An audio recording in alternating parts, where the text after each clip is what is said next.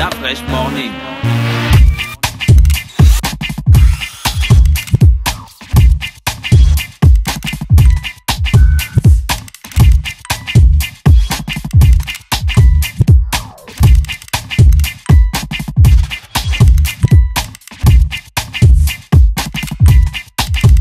UrbanFM.fm.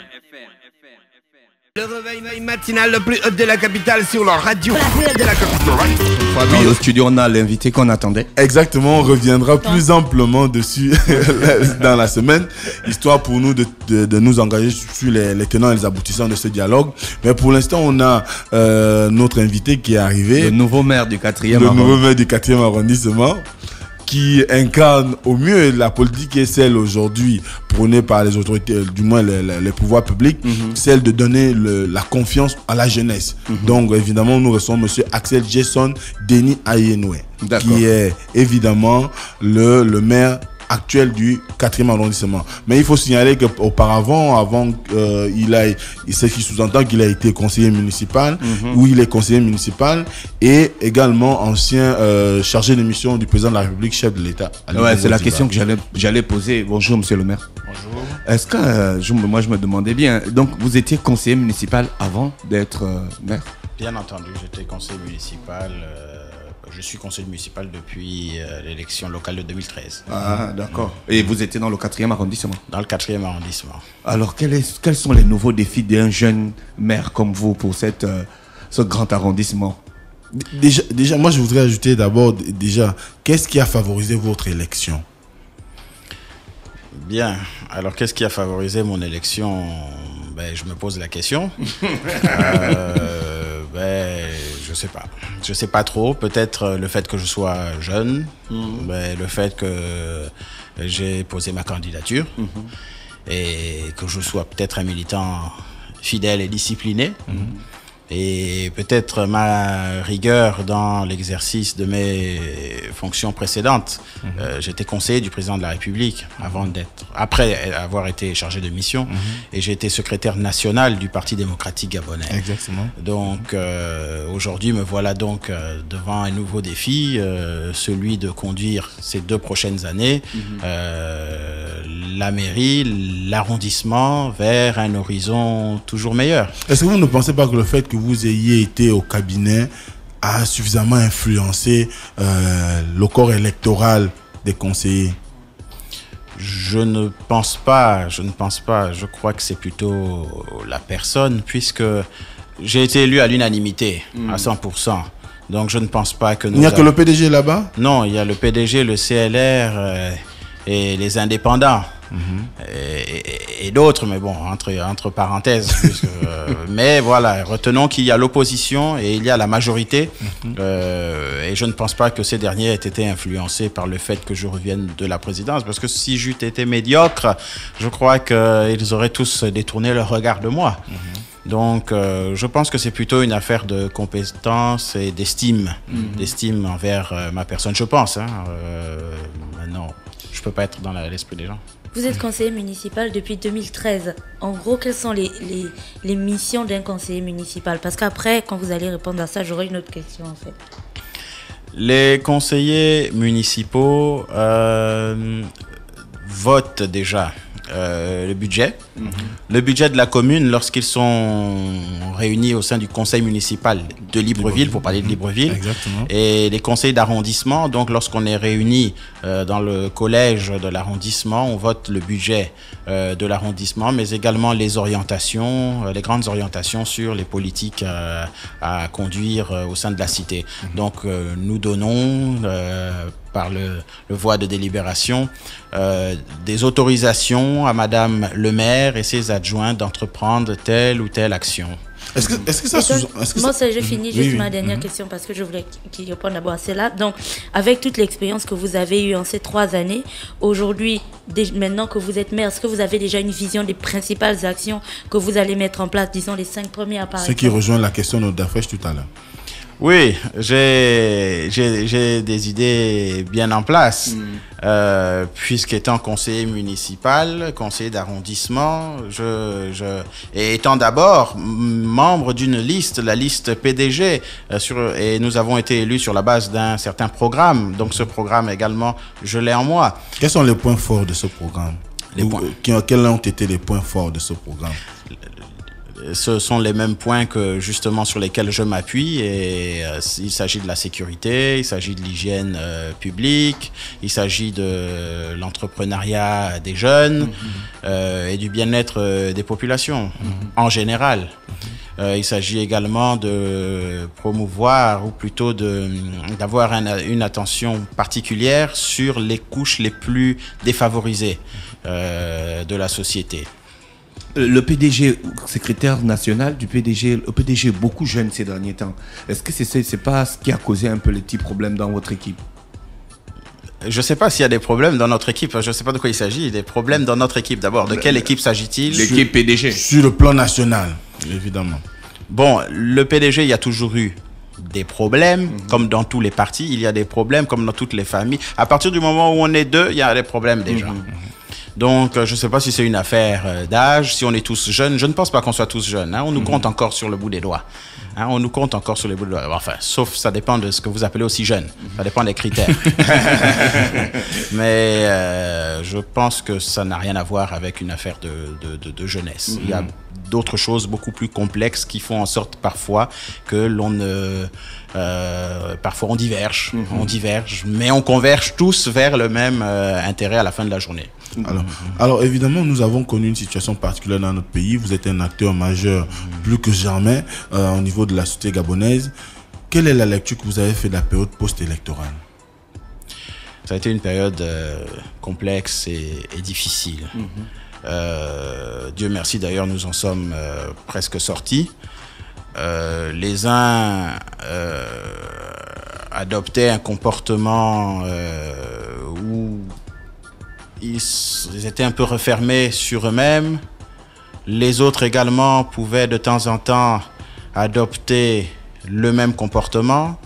Vous aviez également ceux qui ouvraient les bras, mais en face, vous aviez ceux qui fermaient les leurs.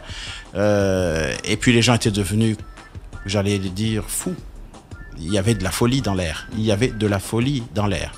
Les gens ne se reconnaissaient plus, ne s'aimaient plus, ne se parlaient plus. Des amis, des familles se sont brisés. Mais Dieu merci, tout est en train de se reconstituer. Vous savez, comme le lézard à qui on a coupé la queue, puis la queue repousse.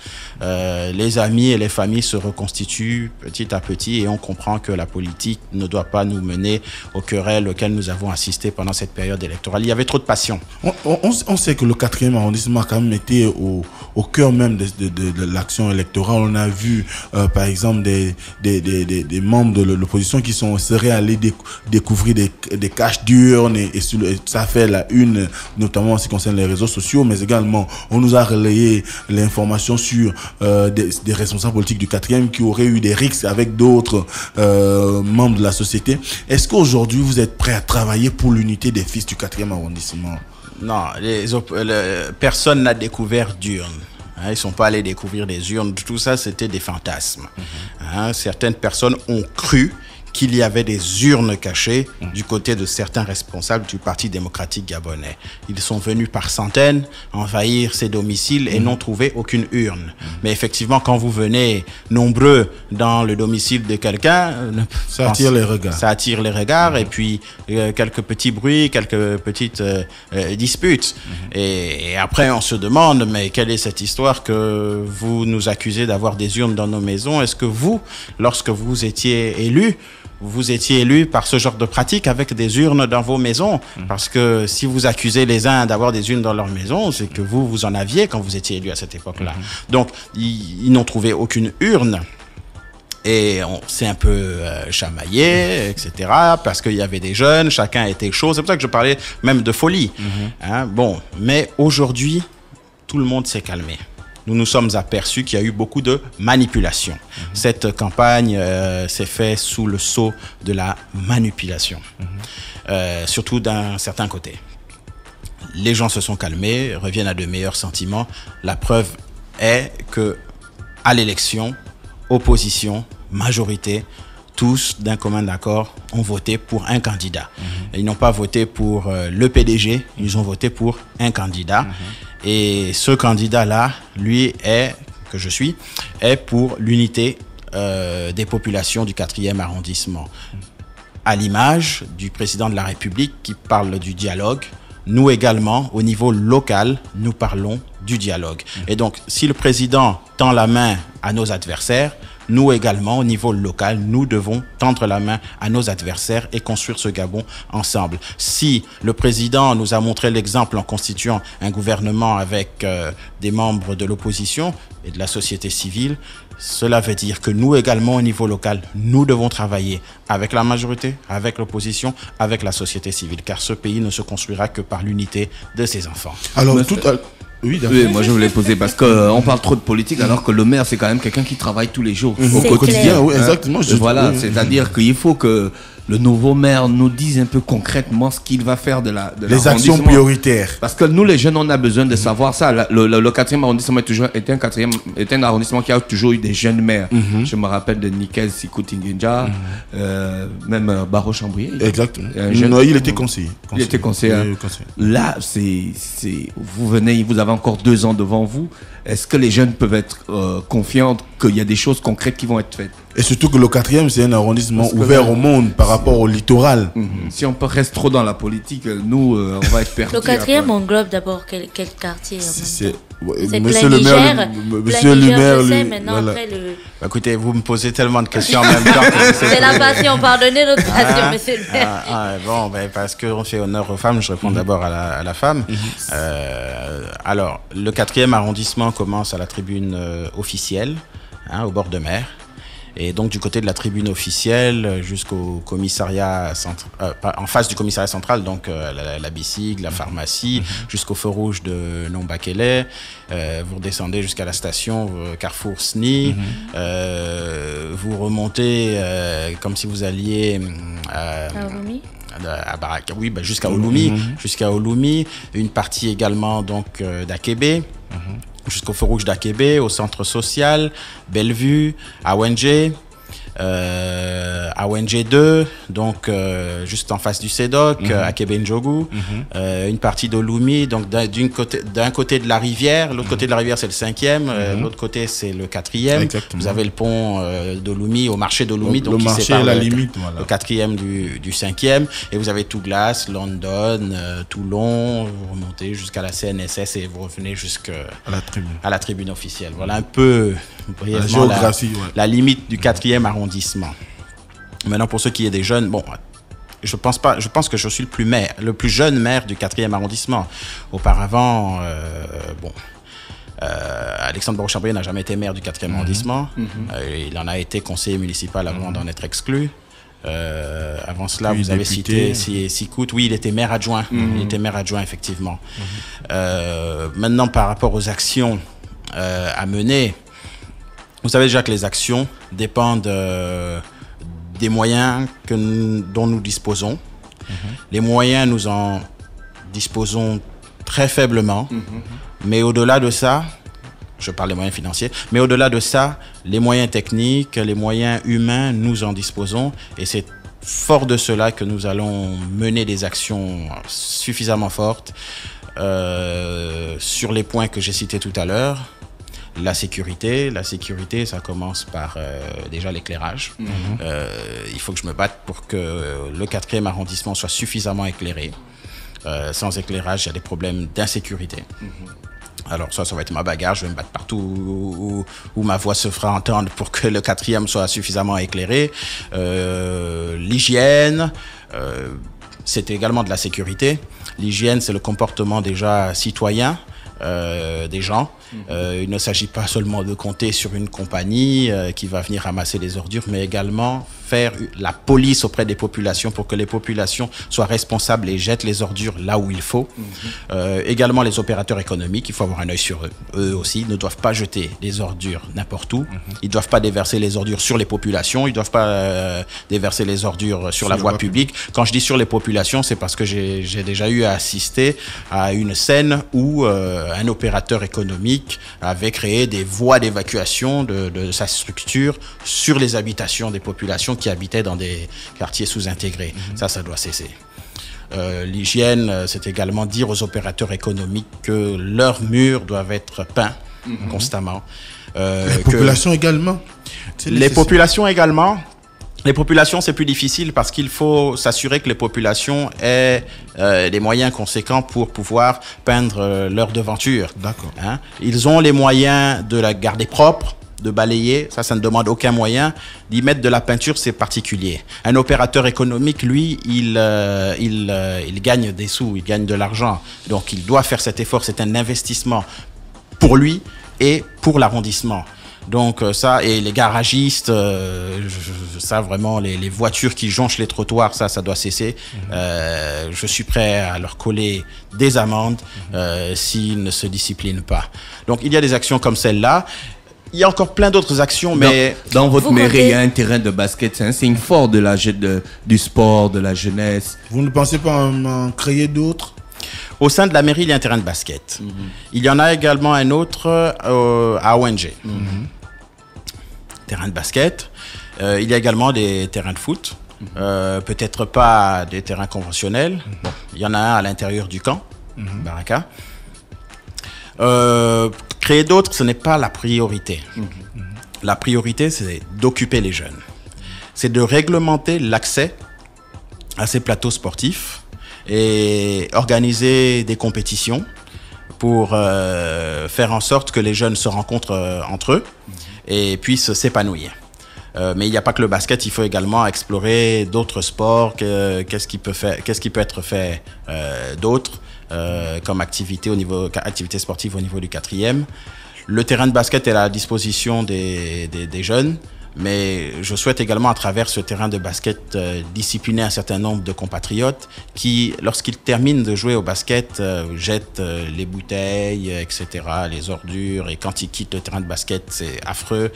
Et donc, il y a aussi un travail de sensibilisation qui rejoint le volet propreté et hygiène qui peut être également, le message peut être également passé à travers le sport. Donc, tous les projets un peu se rejoignent et c'est l'occasion pour un projet de passer un message sur l'autre. On va déposer notre projet. Je vais juste, oui, on va déposer notre projet. Monsieur le maire, vous avez beaucoup de projets, beaucoup de trucs en tête, c'est optimiste, beaucoup d'ambition. Vous comptez sur quoi pour réussir tout ça? Alors, je compte déjà sur mes deux pieds. Parce que je suis debout, grâce à Dieu. Et je viens de commencer. J'ai même pas une semaine. Donc, j'ai plein d'idées qui... Vous savez aussi que les attentes sont nombreuses. Les attentes sont nombreuses. C'est pourquoi j'ai cette ambition de... Enfin, je vais ouvrir une boîte à idées dans le rez-de-chaussée de la mairie du 4e arrondissement. Et j'attends que cette boîte à idées soit remplie. Et cette boîte à idées va m'aider à répondre aux attentes des populations, mais également à comprendre ce que les populations pensent. Bien entendu, dans cette boîte à idées, il y aura des gens qui viendront y mettre de tout. D'autres vont venir y mettre leur querelle de famille, etc.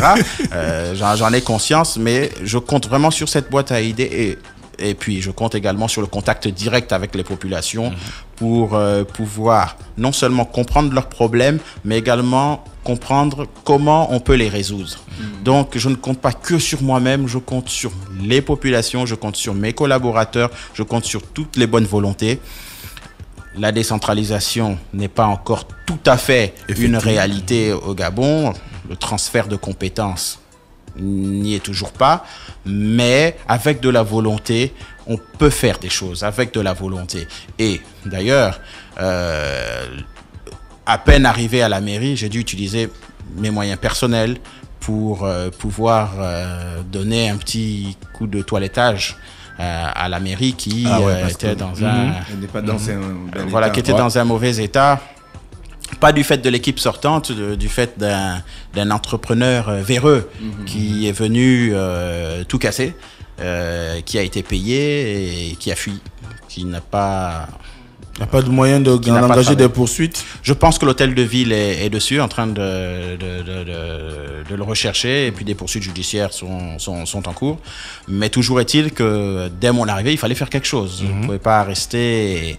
L'environnement dans lequel on travaille, il faut qu'il soit propre, il faut qu'il soit sain, il faut donner l'exemple. Donc voilà, à chaque fois que j'aurai la possibilité, mes tout petits et maigres moyens seront également mis à contribution, parce que je suis là pour servir. Il y a une question que les populations se posent souvent lorsqu'on est au niveau des arrondissements. Est-ce que les mairies d'arrondissement ont compétence à collecter les taxes, par exemple? Non. Cette compétence est de l'hôtel de ville. Mais les maires d'arrondissement ont compétence à donner des amendes.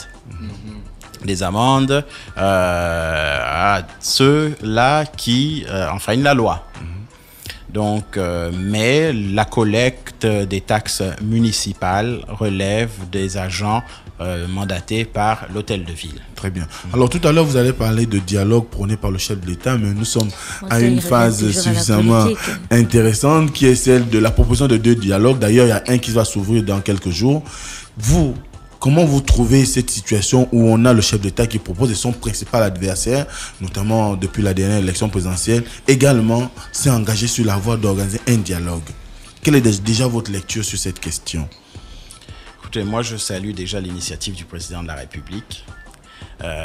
Cette initiative qui consiste à ouvrir les bras à tout le monde pour s'asseoir autour d'une table et parler.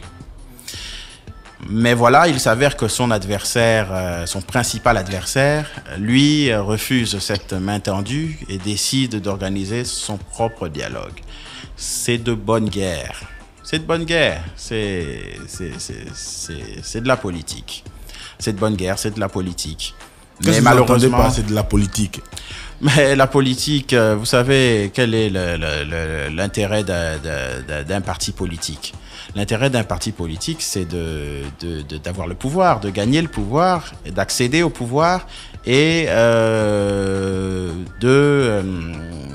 comment dire, de trouver des solutions aux problèmes des populations. Alors, quand on n'a pas le pouvoir, quel est l'intérêt? C'est de le gagner. Et donc, l'opposition qui refuse le dialogue est toujours dans cette optique de penser qu'ils ne pourront gagner le pouvoir que par ce genre de cinématographie. Mais est-ce que vous ne pensez pas qu'ils auraient un tout petit peu raison en disant que le pouvoir que prépare Ali Bongo n'est pas légitime dans la mesure où, pour eux, ils estiment que le pouvoir a été usurpé? Ils ont tort. Ils ont totalement tort. Le pouvoir n'a pas été usurpé, c'est eux qui usurpent l'opposition. Ils usurpent l'opposition parce que l'opposition politique, ce n'est pas le nom catégorique strict, c'est la construction. C'est vrai, ils veulent nous décrédibiliser puisqu'ils veulent le pouvoir. C'est pour ça que je dis que c'est de bonne guerre et que c'est politique. C'est de bonne guerre de l'opposition de décrédibiliser la majorité puisque l'opposition veut la place de la majorité. Et ils n'auront pas la place de la majorité en lançant des fleurs à la majorité. Donc, tout ce qu'ils font vont dans le sens de nous décrédibiliser. Mais nous sommes là. Nous sommes légitimes. Nous avons terminé la phase de l'élection. Nous sommes au dialogue. Pourquoi le dialogue? Nous sommes au dialogue parce qu'il y a eu des tensions. Il y a eu des tensions très profonde pendant la période électorale. Donc le dialogue, c'est pour effacer ces tensions et décider de travailler tous ensemble. Et parce que les résultats de l'élection nous imposent ce dialogue. Parce que le président de la République l'a dit, il a conscience qu'une bonne partie de ses compatriotes n'ont pas voté pour lui. Mais alors Jean Ping, lui aussi, devrait être conscient que si une partie de l'électorat a voté pour lui, il y a aussi une autre partie qui n'a pas voté pour lui. Vous avez vu les résultats, Ali Bongo et Jean Ping au coude à coude. Donc les deux devraient comprendre que chacun fait l'unanimité dans son camp et pas dans l'autre. Donc comment on fait pour travailler ensemble? On avance. Maintenant, si M. Jean Ping estime qu'il lui faut un dialogue et qu'il ne veut pas avancer, ça veut dire qu'il méprise une partie des gens qui n'ont pas voté pour lui et veut seulement considérer ceux qui ont voté pour lui. Tandis qu'Ali Bongo, lui, tout en réconfortant ceux qui ont voté pour lui, tend la main aussi et veut rassurer ceux qui n'ont pas voté pour lui. Pour quel objectif? Pour quel objectif réel, au-delà d'apurer le passif lié à la période post-électorale, quel est l'objectif réel? Les motivations? Quel sera le statut des conclusions du dialogue qui est proposé? Mais quand vous dites le motif réel, c'est comme s'il y avait un faux motif. Il n'y a pas de faux motif et un motif réel. Il y a un seul motif, c'est le Gabon. Le Gabon est la réponse du motif. Est-ce que c'est pas trop facile, le Gabon? Donner comme ça. En fait, toi-même, tu as ta réponse. Justement. C'est quoi ton motif? Ce n'est pas trop facile. C'est complexe. Parce que le Gabon, ce n'est pas une chose facile. Le Gabon, c'est un terme géant pour moi, à la hauteur de notre pays. Le dialogue, on pourrait faire une dissertation, 2 dissertations. On pourrait même écrire des tomes de livres pour parler du dialogue. Mais souvenez-vous, avant l'élection, lorsque d'aucuns appelaient à la conférence nationale, qu'est-ce que c'était? C'était le dialogue. C'était le dialogue. Mais qui avait été refusé en son temps par le président de la République. Pour les raisons qui a dû convoquer même un congrès du Parlement. Pour des raisons que nous connaissons. Parce que le dialogue tel qu'il était demandé, dans sa forme et dans son objectif, n'était pas sain. N'était pas sain et n'était pas sincère. Et vous pensez qu'il est plus favorable aujourd'hui? Le climat est plus favorable? Aujourd'hui, les raisons qui nous poussent au dialogue sont évidentes. Vous et moi avons assisté à la période post-électorale. Donc, le dialogue aujourd'hui, c'est un impératif. Ce n'est pas quelqu'un qui s'est assis un matin et puis qui a dit « Tiens, je vais dialoguer avec mes compatriotes ». C'est un impératif. Il y a un acte, ou plutôt une série d'actions qui ont fait en sorte que le dialogue soit une nécessité. Le président de la République l'a compris, l'a proposé aux Gabonais. Les Gabonais ont répondu favorablement, sauf un groupe. Ils ont décidé de parler entre eux. Tant mieux qu'ils parlent entre eux, il n'y a pas de problème. Mais qu'à la fin de la journée, ils viennent parler avec les autres. Parce que nous sommes tous des Gabonais.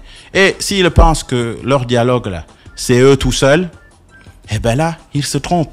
Parce que là, ils ne parlent que dans leur camp. Ils ne parlent pas avec nous. Mais nous aussi, on est des Gabonais. Nous aussi, on veut parler avec eux. Mais nous aussi, on veut parler avec eux. Les inscriptions sont ouvertes au dialogue qui commence le 18. Moslem, merci, monsieur le maire. On va s'inscrire chez qui? Chez Ping. Je pense qu'on a fait le tour. Nous avons eu 25 minutes de conversation. Pour terminer notre entretien, on voulait vous laisser la parole. Si vous avez quelque chose de particulier à passer comme message. Bon, écoutez, je voulais juste vous remercier de m'avoir invité à cette émission. Et j'espère que vous saurez également être une force de proposition pour la mairie du 4e arrondissement.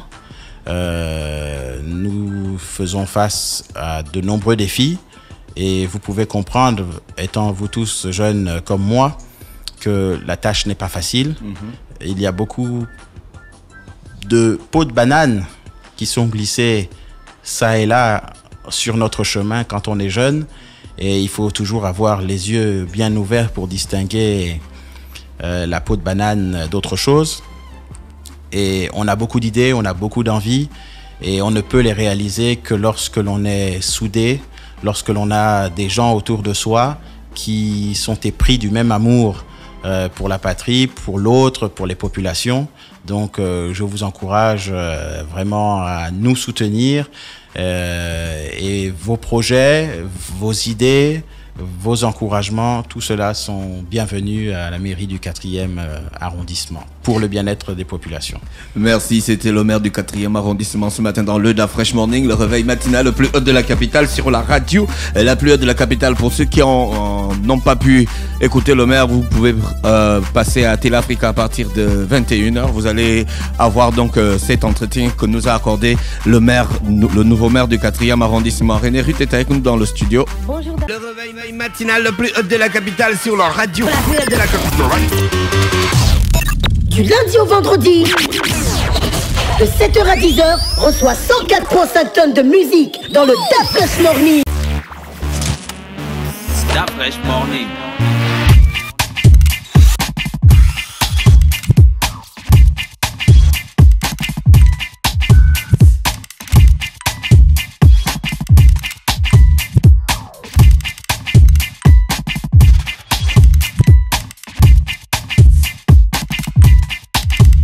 UrbanFM.fm.